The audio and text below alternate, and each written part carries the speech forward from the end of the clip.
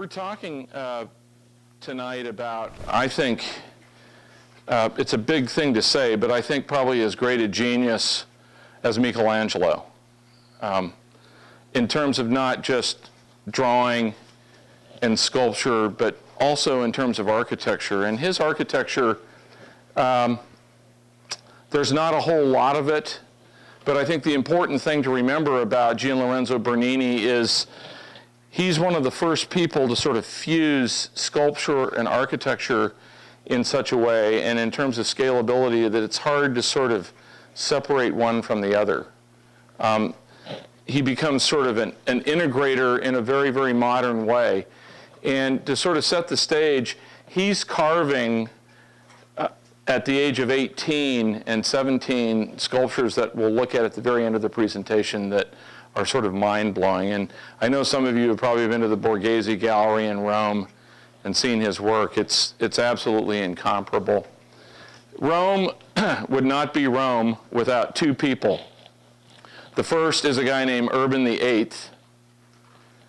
And I'm not going to poo-poo Julius II and Michelangelo, but I'm really going to talk about the dynamism of Rome that we experience as an urban setting is really because of Urban VIII and Lorenzo Bernini. And it's the opening of these great étoiles or stars and the creation in the midst of a lot of medieval tight streets, the opening of piazzas. And one of those piazzas is the Piazza Barberini, and we see the Barberini crest right here on the papal crown or tiara. And this is also their symbol. There's 1, 2, 3 B's here. That's what Barberini means, essentially. Very powerful family. And they hired not only Bernini to sort of do the urban renewal in this area, but to do the Triton fountain. And this is just down the street from the Barberini Palace, which I'm in love with Billy Wilder. I love his movies. How many of us have seen Roman Holiday with Gregory Peck and Audrey Hepburn? That's all filmed at the beginning of the Barberini Palace, and they're wandering around this very street. Also an old space, courtesy of Rome, which actually used to be a Roman circus. It wasn't the Circus Maximus, but it was one of the great circuses of Rome, is the Piazza Navona. And it's interesting, the Piazza Navona is this fabulous oblong space that's sort of left open and remains left open because of Bernini. The middle of this plaza was filled with buildings at the time that Urban VIII commissioned Bernini to reopen it to the old sub-foundation exteriors of where the old circus used to be.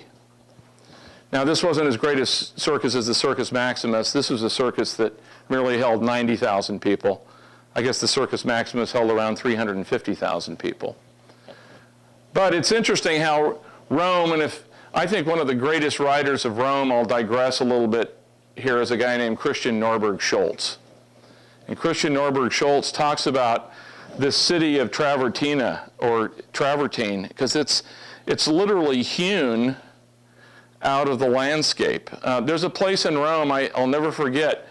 It's about 60 feet high, I'm not exaggerating, and it was Etruscan, Roman, Byzantine, medieval, Renaissance, and Rococo, and there was tinny music coming out of a bar and nightclub on the top of that at night, on the top of this 65-foot thick layer of mankind, this sandwich. Well, this fountain, too, by Bernini, he's ubiquitous. He's everywhere. He was, from the age of 18 on, explodes on the Roman scene and is creating these amazing monuments, spaces that we'll look at, a few of them. But this is certainly one of his greatest. And Roman popes were big on bringing Egyptian obelisks to Rome. There's 7 great obeli in Rome, and this is certainly one of them. This is one that belonged to Hatshepsut, and it sits on top of a travertine-hewn monument by Bernini called the Fountain of the Four Rivers. And what's interesting about the four rivers, you would think that the Amazon would be one of the great rivers of the world at this time. The one in South America is the Plata, or the River Platte. So we have the Danube, we have the Rhine, we have the Rio Plata, and we have the Nile. So that it's an interesting take on world geography and the power brokers of world geography, because who were settling the River Plata? Not the Spaniards, but the Portuguese, okay? And so Rome is honoring not the Amazon, she's honoring the Portuguese with this fountain because they're bringing lots of gold. You know, the old adage is, you know, the conquistadors, which were Spaniards, walk along. Have you seen the 7 cities of gold? You know, Phoenix, Tucson, Las Vegas, and the Indians go, we haven't seen them, you know. We haven't seen the 7 cities of gold. Cibola. But all this is being paid for by New World gold, which is something that we don't tend to think about.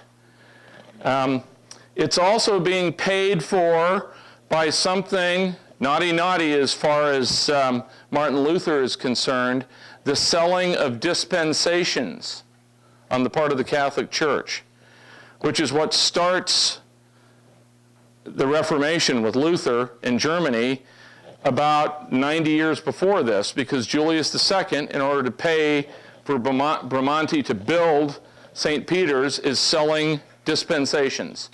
That continues on with the Barberini popes. And so they have something in store for Martin Luther that's called the Counter-Reformation. And the Counter-Reformation is creating these spectacular spaces in Rome, spectacular churches, and no money or time or effort is too much. And so the great worker of travertine, really, I think, in Rome is Gian Lorenzo Bernini. And it's this spectacular business of the diagonal line, the drama that's locked inside the figures, even in the equestrian figure, even in the actual supports, impossible supports really for this grotto, for this Hatshepsut obelisk in Aswan granite that's 1,200 tons. A huge effort structurally. And here's the Nemean lion then from who's right under the River Nile. And of course, what's happening here is the Portuguese, or the Portuguese River Plata, is looking aghast and in horror at this facade. Now, why do you suppose that is? It's because there's this rivalry between the guy that carves and develops the genius here and this genius, who's a guy named Francesco Borromini. And this is San Agnese in Agon, his great Baroque church, but, and I'm sorry I don't have the face here, but the face is aghast looking at this church. And that's very, very political and very, very purposeful. And it's the same sort of thing that probably Michelangelo was feeling about Raphael, but probably 10 to 20x. These guys hated each other. And I would say at this point, it's probably not very politically correct in art history, but very politically correct in this room. Of the two, Borromini is clearly the greatest architect. But Borromini doesn't do and can't do what Bernini did. There's no way. He's not really a Renaissance man in the Baroque. And I think this horse right here, that sort of says it all. That horse, by the way, and the faces and the hands, at least, of these figures in the Four Rivers Fountain were all carved personally by Bernini. And this was the Maria Raggi in Sant Sopra in Minerva. Look at what he's doing with stone here. This is a yellow breccia, and this is what's called a black grano chrysalis. These are all marbles, but notice how he flows marble as if it really is drapery. Now marble, and these blocks of marble altogether weigh about 8,000 pounds, but you swear that the tondo of a Maria Raggi that's being held up by these putti or these baby angels, that the drapery is actually being affected by some sort of cosmic wind. It's not only defying what marble is, it's defying what marble is in a moment in time, because part of the genius of Bernini, we're not frozen in time. This is not just a snapshot. The marble is moving from some cosmic wind that we don't know where it is from. And that's the point of Bernini. The point is that as close as he can get to a John Ford, a George Stevens, a Francois Truffaut moment, you stand in front of Bernini perplexed because he pulls you through time and over time. It's not just a moment in time, it's time unfolding impossibly in a static material or a series of static materials that are set within a niche of architecture that he designs. But is it sculpture? Is it architectural sculpture? Is it an element as a cartouche to architecture? It's all of those things. On the Quirinale, which is one of the 7 great hills of Rome, is probably one of his real gems in terms of a chapel at once that's monolithic and monumental, but very intimate. And it's interesting as you enter San Andrea in Al Quirinale, and there's St. Andrew the Saint, which was carved by Bernini. And the breaking, too, at this point of pediments and the curving of space away from the circle towards the oval, towards the ellipse. So you walk up these stairs and you're into a chapel where, and I know a lot of us have been in here, this is the long axis, not the axis towards the altar. And of course, it's just a tour de force. Here's the saint again, and we're looking up at the dome, and we see that the land of the ellipse, or the warping of space in a new Baroque way, in a new counter-Reformation-like way, that is going to be catching on over the Alps again 100 years later with people like Dominicus Zimmermann and Balthasar Neumann and the great Baroque churches of Germany that are emulating these churches in Rome. But look at all the putti are playing and very playful. And the worst, actually, that it went all the way to the Sacred College of the Cardinals, that there are putti here that have fingers up their noses. There are putti here that are basically giving the symbol to the faithful. I mean, these are baby angels that are not behaving well. And there was a whole meeting about this in the Sacred College of Cardinals to have all of this taken out. There's even, I wish I had a detail, you just have to trust me, there is a putti up here that is basically turned and given the old butt cheeks towards the audience, and very purposefully. So, Bernini, very, very Roman Catholic, but at the same time, he's like pushing.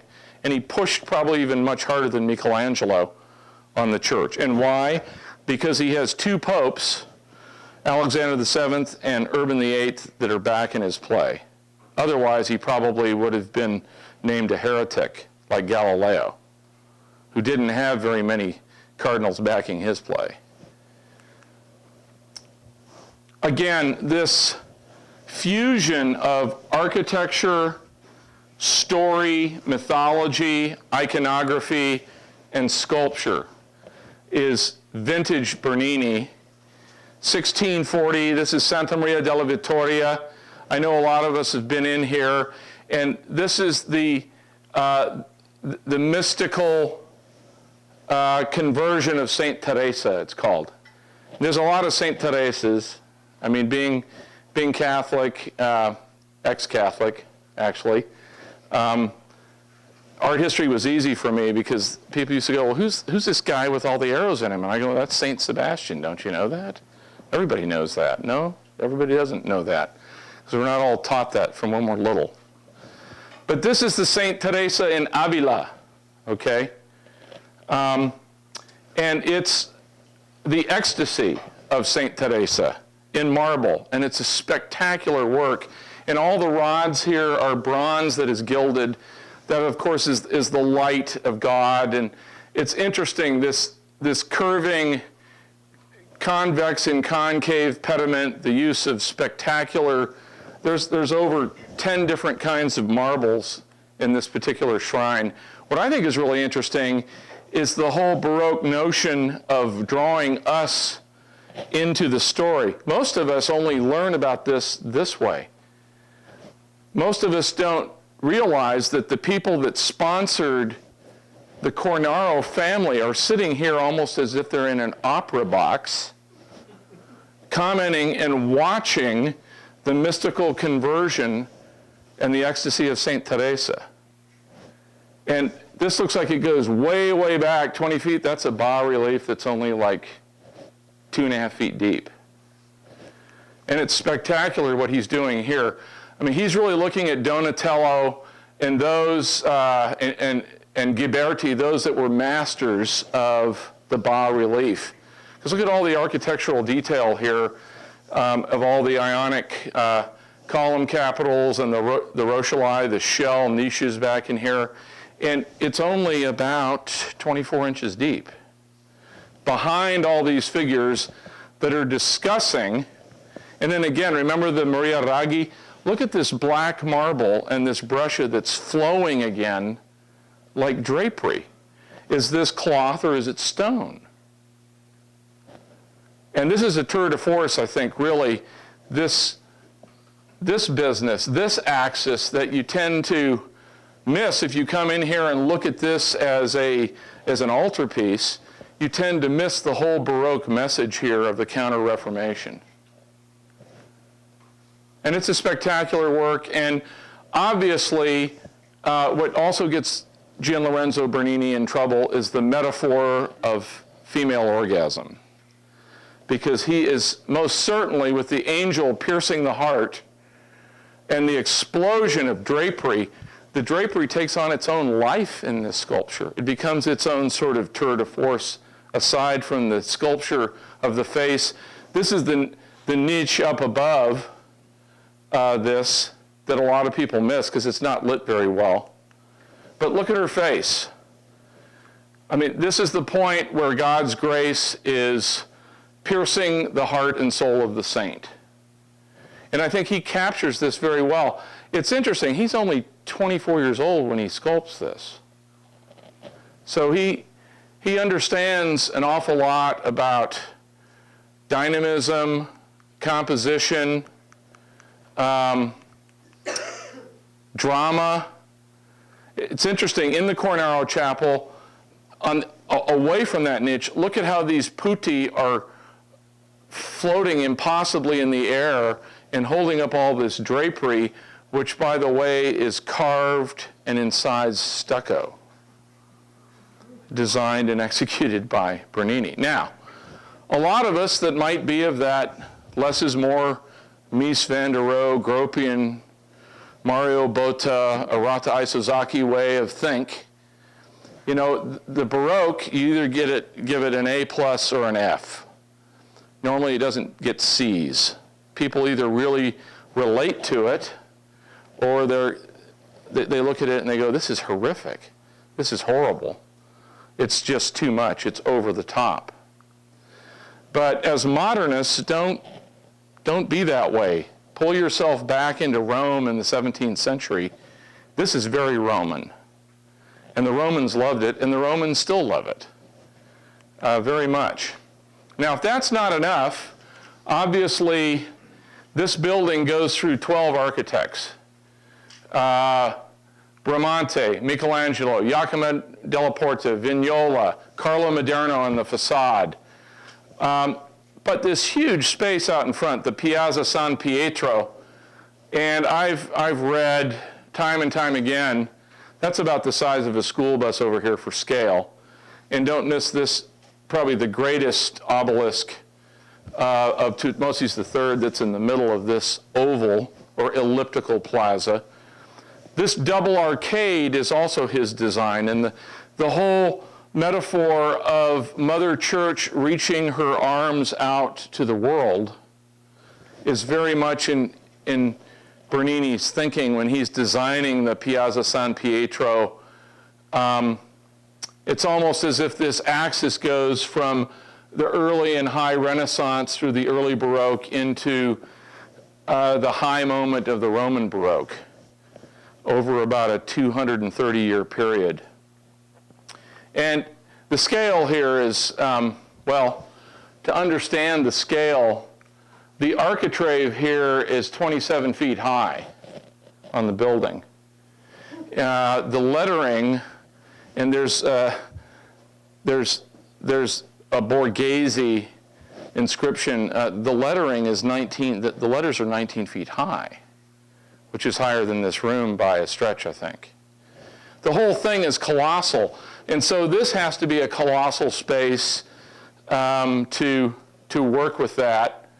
And of course, here's the Cappella Sistina, the Sistine Chapel, and the Papal Apartments, Vatican State here, the true Papal Palace back here. And I know a lot of us have walked these colonnades. It's interesting, if you stand in the middle of this space, there's not one foci, there's two foci to all of these columns, both directions. And you can get to a point where you can't see the depth of 4 columns in that colonnade because of the way they're all aligned off of one focal point. So he's a bit of a mathematical genius also. The strength of travertine is the very weakness of travertine. It's a porous stone, and what happens with a lot of traffic, a lot of nitrous oxide, a lot of sulfur dioxide, is travertine gets really filthy because it's a pre-dolomitic. It's not quite marble and it's not quite limestone. It's sort of in between.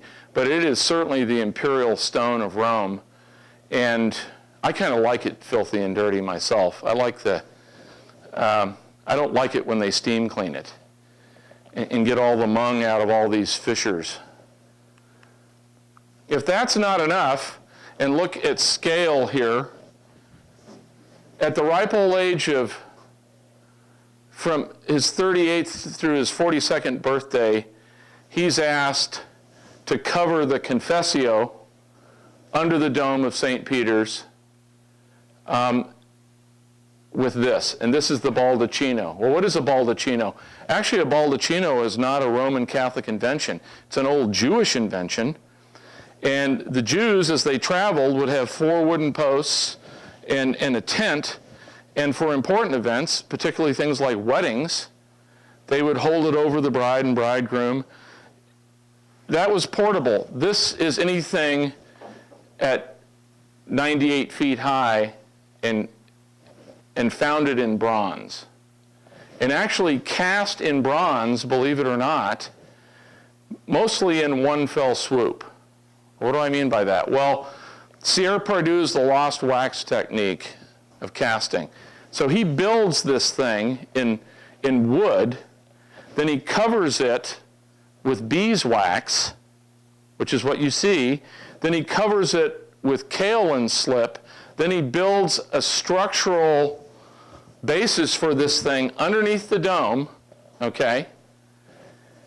He sets up ladles that pour for 3 days straight of molten bronze above where we're at right here, and pours molten bronze in here, and out on all this marble floor explodes that beeswax, because the wax is lost and the bronze seeks where the wax once was. This is the world's largest Sierra Pardue or lost wax casting by Gian Lorenzo Bernini. If this is the only thing that he did in terms of architectural scale, structural engineering, Baroque design and vision, and Baroque sculpture, that would be enough. Is it just gilded afterward? Is all the relief and detail in the bronze? All the relief is in the bronze. All the gilding comes later when everything's sort of cleaned up and scrubbed down, okay? There's nothing applied to it? There's nothing applied, okay? Everybody thinks, well, they poured these all separately and went up there and kind of bolted them in place. No, they didn't. Solid. That's solid bronze. One time, you get one shot at this casting. Now, people have asked, I've led a tour here, and the question always comes up, Chuck, why are the columns that way? Well, I used to think it was just a Baroque invention of drama. It's mythologically in the Bible. They're called the Solomonic columns because in the Bible, the columns are rent in this sort of General Motors crank shaft way, and that's what's being represented here by Bernini. So it's very biblical. The Pope loved it. Several popes have loved it, and it's hard to believe that this is almost 100 feet high. It's dwarfed underneath the dome of St. Peter's. It really is. It is a tour de force. Of course, the application of gold on the part of Bernini really sort of sets the piece off. The angels at all four corners are spectacular. If this isn't enough on the part of Gian Lorenzo Bernini, he carves the four great niches at the dome, and these are four important, very important people. This is a fellow named Longinus. Does anyone know who Longinus was? Longinus was the Roman centurion that stuck the lance into the Christ and pulled out the lance, and that's what allowed him to die on the cross more quickly. And so this is Longinus's conversion as a Roman centurion. Notice how the metaphor, he's set the Roman armor and helmet, and he still holds that very sacred javelin. But the diagonals here have been written about. Probably the greatest writer and chronicler of Bernini that I can think of is a guy named Howard Hibbard. And I took classes with Howard Hibbard at Columbia. I remember, I thought he was talking to me when he pointed his finger, and he said in the class, "Your mind, young man, is mush." But he wasn't pointing at me, he was pointing at the poor guy, Rusty Whitley, who was sitting right next to me, thank goodness. I don't know if Russ had to go for years of counseling about that, but how many of us have suffered through difficult and anal art historians? All right, come on, let's see a show of hands. Come on. All right, we all know what this is about. How big is Longinus? Longinus is 24 feet high. He is titanic. Has to be in that space. It's interesting how Borglum it's really important how history affects us and how we look at history, because Mount Rushmore's unfinished heads are because of Borglum standing here and looking at the unfinished nature of the chest and the neck and the nose and the forehead of Longinus. Because Bernini doesn't finish this work down to smooth polished marble. He leaves this pattern very purposefully on the saint, almost giving it an antica quality. If that's not enough, back into the apse behind the Confessio and the Baldacchino is this chair that's held up by 1, 2, 3, 4 mitered doctors of the church. Ambrose, St. Augustine. And notice the clouds here, the clouds that flow down past the architrave and the column capitals.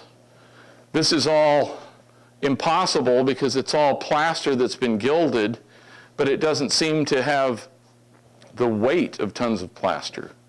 And again, the Holy Ghost here, the dove, and that explosion of that ever-present ellipse. Again, this technique on the part of Bernini for demonstrating the drama of light, divine light, vis-a-vis bronze rods that have been gilded again. We've seen this already. Why is the seat empty? It's the Cathedra Petri. It's the seat of Peter. Peter, you are my rock. Upon you I build my church. So it's not unusual that the four great doctors and theologians of the early church are holding the empty chair. And here is the golden key and the silver key. That's the celestial versus the terrestrial key and the great mitre of the Pope. And here's Ambrose. Again, look at the curve and recurve on the book and what the drapery is doing around the saint. It's just a study in three-dimensional drama. And we get closer to, this is a photograph that I took. And I'd like to claim that I took the next couple of photos. I didn't. But this is what it's all about. It's really the drama of light and shade. Keep in mind who's working in the Netherlands at about the same time. Rembrandt. Okay? And let's not forget Michelangelo Caravaggio, the great Roman painter. So this whole business of drawing us in to the participation of the event through light and shade and diagonals, very much part of the Counter-Reformation. Somebody was... And that stone, just the clouds are plaster? The figures are stone? No, these figures right here are bronze. Yeah. But really, it's important to get up close to the Cathedra Petri because that's the only way you see this light. And it's a great Hasselblad photograph that most of us probably couldn't take until we tried it 6 or 7 times. But it's an experience that you can have personally with this art of Bernini. What's called the Sacra Conversazione, or the sacred conversation of the saints and the angels, is all around this Cathedra Petri, in huge architectural niches and spaces that he also designs. Because there's no way that the sculpture can work without that architectural setting, at least in this particular case. Now here's the man who's his sponsor, and notice again the unfinished face, the jowls, the cheeks, and the forehead of Urban VIII. Now he polishes this rondel right here, but not the face of the Pope. And again, there on the papal orb or tiara, there are 3 coronets or crowns: the church militant, the church penitent, and the church triumphant. So all the iconography is very, very important here. Did any of us know that popes aren't buried? They're mummified like pharaohs of old. Their bodies are mummified with natron salt, just like Ramses II was mummified. Okay? They all in St. Peter's? There, well, not. I think we've got about 2/3 of them there. I don't know what happened to the other third, but yeah. But I mean, there are canopic alabaster jars that their victuals, their liver, their heart are put into, just like a pharaoh. So they are mummified for life. There are the mummified. You can take the tour if you have time. It's a gruesome kind of creepy thing into the bowels of St. Peter's. I don't think it smells so good down there myself, but I don't know if it's my overactive imagination or what. But look at how he carves lace here on Urban VIII's papal vestments. It's very modern as a technique, as a sculptor.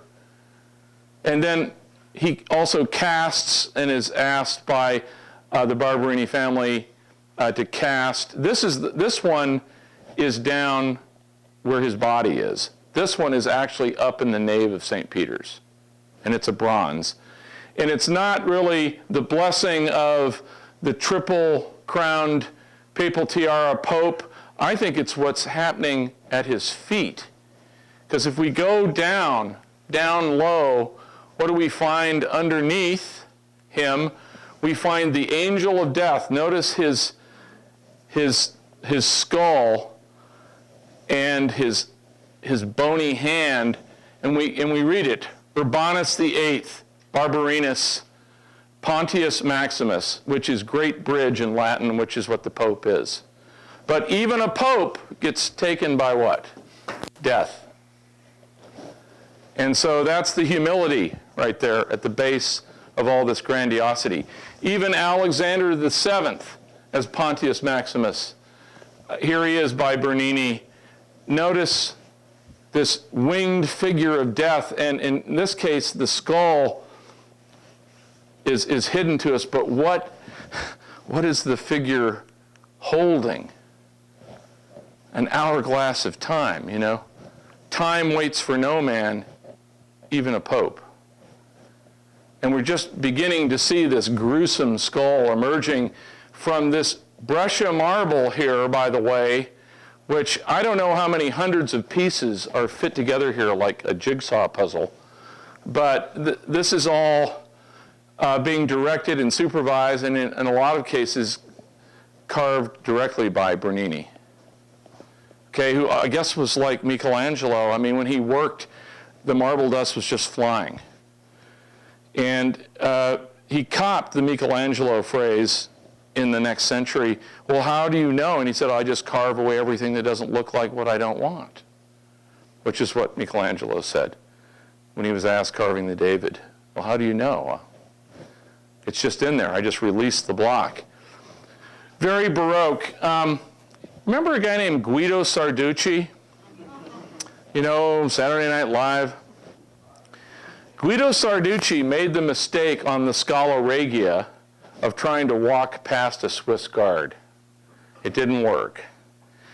These guys are the Vatican Secret Service, and the uniform, of course, was designed by Michelangelo, and it's the same uniform. But the machine pistols that they carry underneath those uniforms weren't designed by Michelangelo, okay? What's neat here is you can walk right up, right in front of this guy, and look at this forced perspective of what's called the Scala Regia, or the royal stair, and this leads up and turns and leads up again to the papal apartments. But if you don't have a pass, you're not going by this guy. It just isn't happening. What you can do is walk right up to this point and pivot to the right, and there's this massive sculpture here. But what's interesting about the Scala Regia, you'll just have to trust me, these columns at the top of the stair are significantly smaller than the columns at the front of the stair. So there's this forced perspective that makes this thing look like it's 250 feet long when it's about 90 feet long. It's a very, has anyone experienced this business? Now, Bernini steals that idea from Borromini at the Palazzo Spada. All right, so even great guys are looking at other great guys' stuff, I would say. I think it's better in black and white, just a photograph of it. I wish we could all walk up there. Somebody got behind this guy, pretty important, to photograph back down. And that huge sculpture right here on the right is this sculpture by Bernini. He's about 39 when he does this. And it's really sort of sets the stage for the Scala Regia. And it is Constantine the Great, or Emperor Constantine. But look at, in a Baroque and Counter-Reformation way, what's happening. Where does the light come from? Well, the light comes from God, from above, from somewhere else.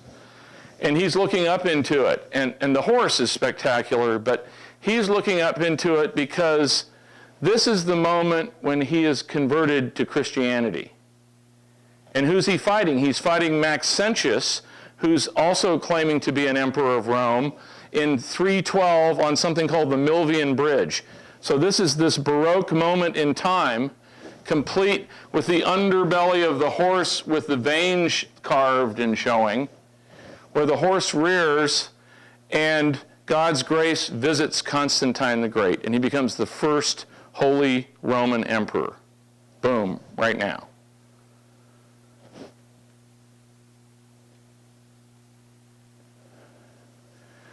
In the Chigi Chapel, I think this is wonderful, St. Jerome, and look at the lion's head at the base of St. Jerome, and also how Bernini designs the niche, but then he purposely flows marble and hand and cross past it. He doesn't do that here.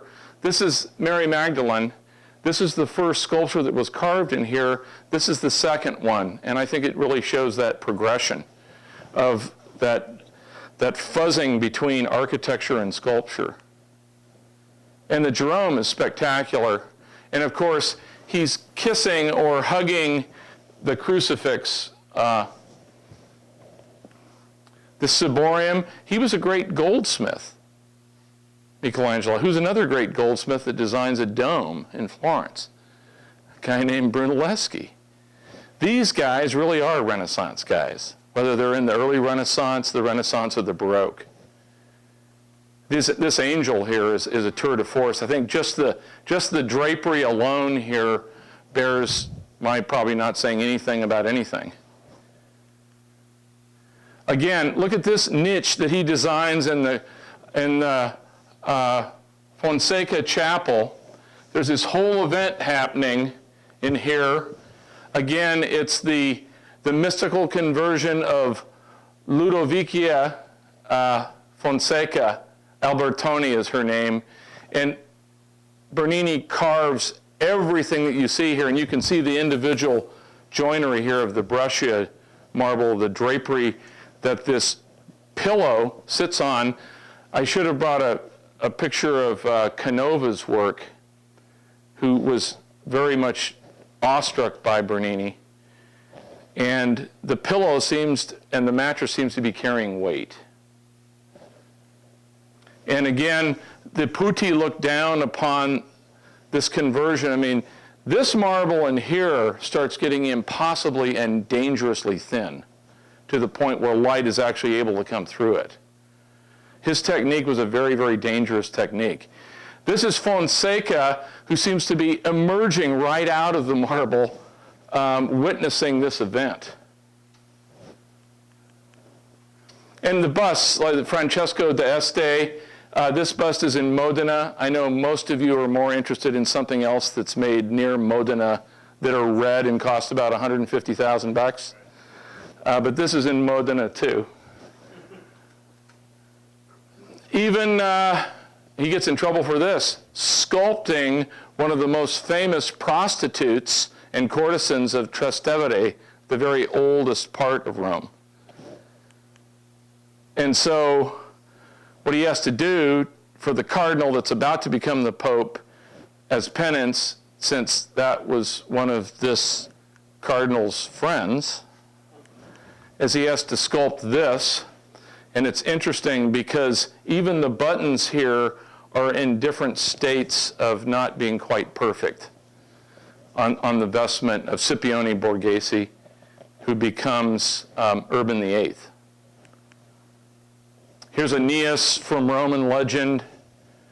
And he's moving back towards Hellenistic times too. He's trying to fool you into thinking that this might have been something that was unearthed, that was carved in the 2nd century BC. And he does the Triton and Neptune here. Bernini is being very much influenced by a Gothic phenomena called the Green Man. And he's seeing green men that are carved in Gothic vaults and arches, and he's pulling basically a green man's head, but then it's an explosion of marble. Keep in mind, all of these sculptures I'm showing you now are carved between the age of 19 and 23. So we're going back in time. Even to the point where the popes swore when Bernini brought this in, he hoaxed them. He said, yeah, it was dug up behind the Capitoline Hill. It's probably 1st century BC. And for a year, everybody believed that. But he had just freshly carved it and even buried it in dirt and watered the dirt to give it that antica. Because he was in love with the work of Agasander, the great Hellenistic sculptor. This is the David, and think about, I probably should have brought Michelangelo's David, but this is a completely different David, a youth, his mouth and the setting of his jaw, looking into the distance at Goliath, getting ready to take that stone and bring down the great bully and hero of the Philistine army.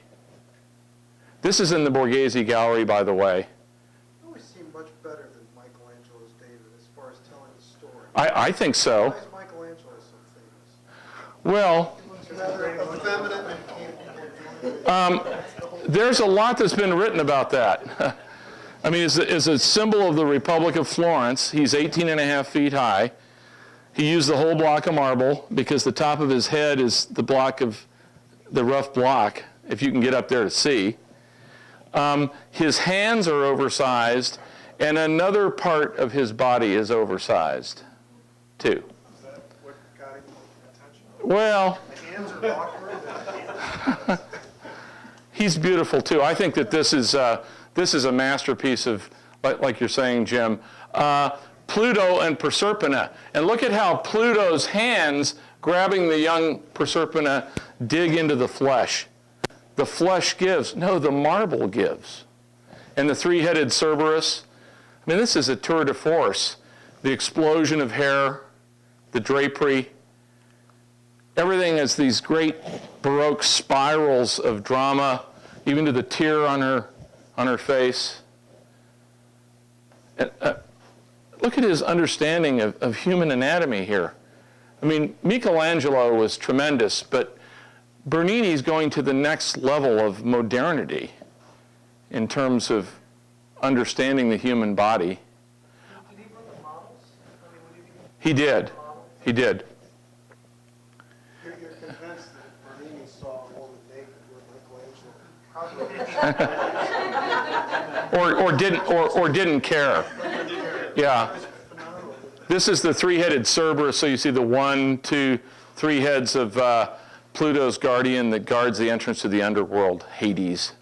And then this, of course, is considered his magnum opus, or his greatest work in marble. And this is from a great poem by a Roman poet named Ovid called the Metamorphosis. And it's that point when Apollo is just about to catch and rape Daphne, and she's praying to the gods. And so what? The tendrils as roots begin to emerge out of her toes. The bark of the laurel tree starts coming up her laurel torso. Leaves start emerging in her hair, and then at the top of her fingers, twigs and leaves of the laurel. She's about to turn into the laurel tree. And it's that moment in time. This is also in the Borghese Gallery in Rome. These are still early 20s. Yep, yep.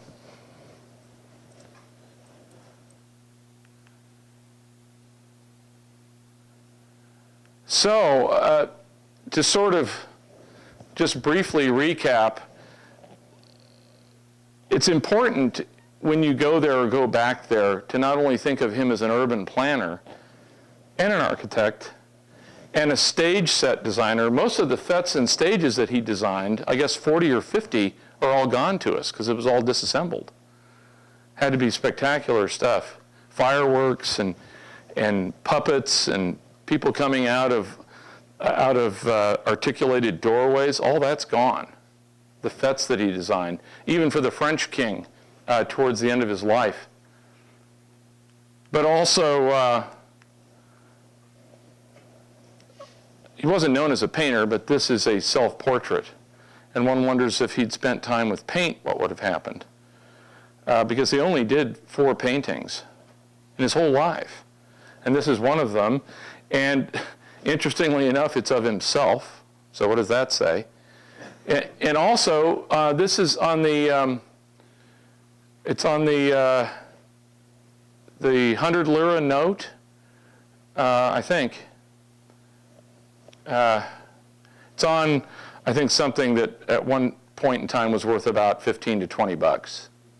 So the Italian government considered him important enough, along with Garibaldi and others, to capture as part of the Italian vision and the Italian unfolding story. Gian Lorenzo Bernini, a great sculptor, a great artist, a great envisioner, I think really and very, very much a modernist and an architect, a Renaissance man in the Counter-Reformation. Did he ever cast or carve himself? That's a great question. I do not know. That's a great, great question. Well, as the guy says in the movie, that's all, folks. I don't know how it works. Goodbye.